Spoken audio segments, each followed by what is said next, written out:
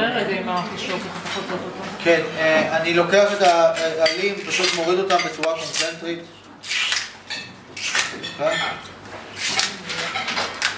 פשוט מפרק את העלים.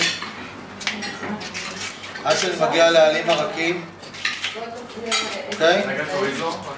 עד שאני מגיע לעלים הרכים, אני מוריד לו את הזנב, ואני מוריד לו את הקצה של העלים, ועכשיו אני חותך אותו לשניים, ופה יש שערות.